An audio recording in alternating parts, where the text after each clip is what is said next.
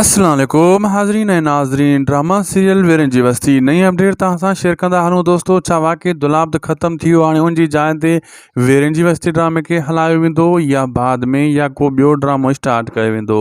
अॼु वॾी अपडेट आहे। हिन वीडियो खे आख़िर ताईं ॾिसंदा ऐं थी सघे त असांजे हिन यूट्यूब चैनल खे ज़रूरु सब्सक्राइब कंदा, लाइक कंदा, शेयर कंदा।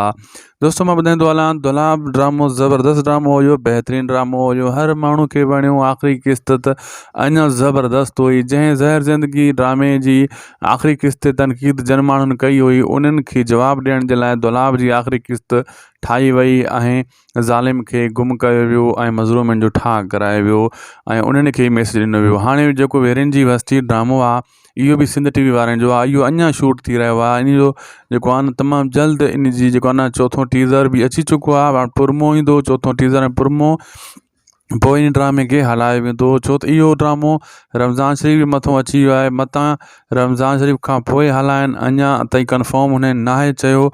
घणो करे रमज़ान शरीफ़ खां पोइ हलाईंदा, ईद ते मौक़े ते अहिड़े हिसाब सां। ऐं जेको आहे वेरनि जी वस्ती सुठो ड्रामो, पर इन जो डायरेक्टर सफ़ा थधि तबियत जो आहे, तॾहिं ड्रामो रोई रोई स्लो स्लो हली रहियो आहे। ऐं असांखे ॾींदा इजाज़त दोस्तो। जी अपडेट तव्हांखे सुठी लॻे त महिरबानी करे असांजे हिन यूट्यूब चैनल खे ज़रूरु सब्सक्राइब कंदा, लाइक कंदा, शेयर कंदा ऐं पंहिंजी क़ीमती राय कमेंट सेक्शन में ज़रूरु लिखंदा। ॾिसूं तव्हां कहिड़े ड्रामे जे इंतज़ार में आहियो ऐं तव्हांजी छा राय आहे। अल्लाह हाफ़िज़।